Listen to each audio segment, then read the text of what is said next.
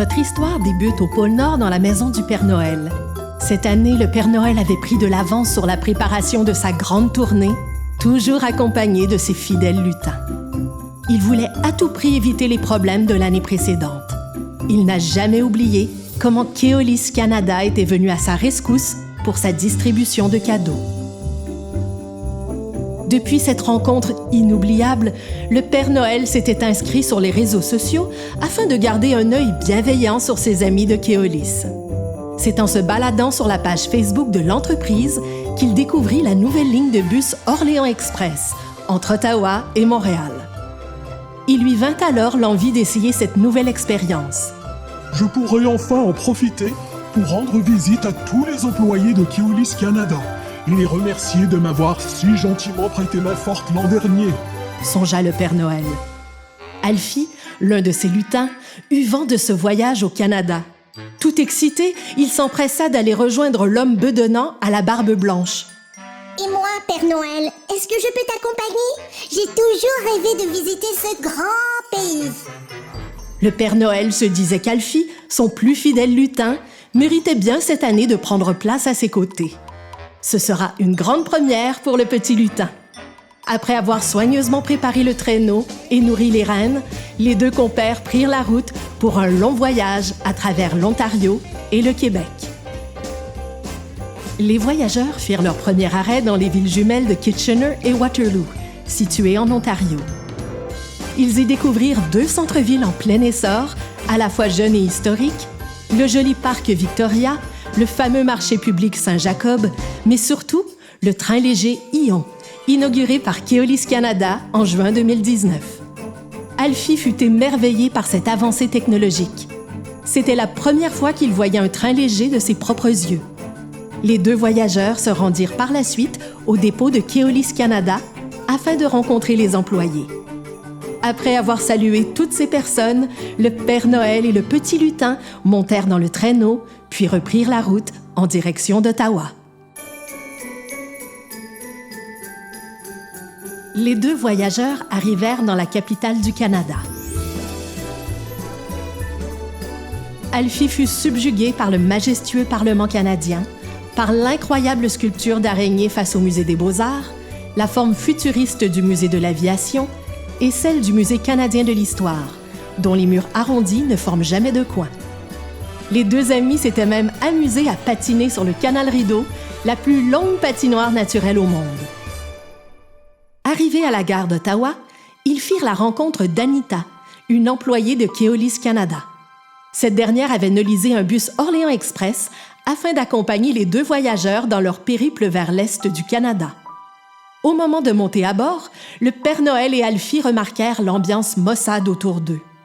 Ils comprirent rapidement qu'après 2 ans de pandémie, la période des fêtes avait perdu toute frénésie. Alfie fit alors une suggestion au Père Noël qui plongea discrètement sa main dans sa poche remplie de poudre magique et saupoudra l'autobus. Et hop, la magie opéra. Derrière un nuage de poudre, le bus se transforma pour revêtir ses plus belles couleurs de Noël. Avec un émerveillement enfantin dans les yeux, Anita s'exclama « Bienvenue à bord, mes amis !» Et les 3 voyageurs prirent la route en direction de Montréal dans leur magnifique véhicule. Sur la route, le Père Noël décida de faire un petit détour par l'aéroport de Montréal. Il voulait qu'Alfie, le lutin, puisse découvrir les avions ainsi que les navettes aéroportuaires de Skyport. « C'est le plus grand oiseau que j'ai vu de ma vie !» s'exclama-t-il. Séduits par cette scène spectaculaire, les 3 voyageurs reprirent la route en direction de la grande ville. Le Père Noël et Anita décidèrent d'offrir une petite visite de la ville aux joyeux lutins. Ils découvrirent alors la magnifique basilique Notre-Dame, les hauts gratte-ciels du centre-ville, le stade olympique, sans oublier le Mont-Royal orné de sa croix. Alfie fut ravi de cette escapade au sein de cette grande ville. Après cette tournée, les 3 compères se rendirent à la gare d'autocar afin de saluer les amis d'Orléans Express. Dès qu'ils virent l'autobus métamorphosé, les employés retrouvèrent la frénésie des fêtes.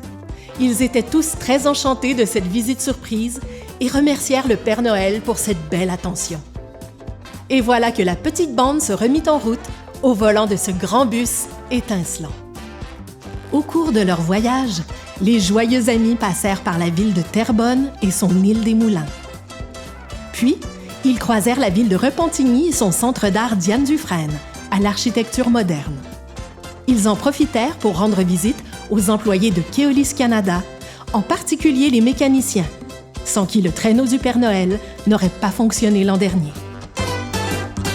Après un long trajet à travers les grandes plaines enneigées, les trois compères arrivèrent à Québec. Anita proposa alors de leur faire une petite visite de la capitale de la province du Québec. Ils explorèrent en particulier l'arrondissement historique du Vieux-Québec. Ils furent de suite émerveillés par l'architecture des bâtiments, mais surtout par le gigantesque Château Frontenac, un hôtel désigné lieu historique du Canada, surplombant le fleuve Saint-Laurent. Après s'être délectés d'une pâtisserie appelée Queue de Castor, la petite bande se rendit une fois de plus au bureau de Keolis Canada. « Wow! Regardez l'autobus! Quelle joie de pouvoir répandre la magie des fêtes jusqu'en Gaspésie! » s'écrièrent les employés heureux de rencontrer le Père Noël et Alfie, en chair et en os. Leur long périple prit fin à leur arrivée au dépôt de Keolis Canada à Rimouski. Grâce à Anita et son grand autobus, le Père Noël et Alfie avaient accompli leur mission avec brio. Rendre visite à tous les employés de Keolis Canada afin de les remercier d'être venus à leur rescousse l'hiver dernier. Ce que les deux compagnons ignoraient, c'est qu'ils allaient, à leur tour, aider Keolis en redonnant aux employés la magie des fêtes. Le cœur léger et le sourire au visage, Alfie et le Père Noël saluèrent une dernière fois Anita en lui promettant de lui rendre visite l'année prochaine. Les deux compères reprirent la route au volant de leur traîneau en direction du cercle polaire. Il leur restait à mettre la touche finale et s'assurer que tous les enfants soient heureux en cette période de fête.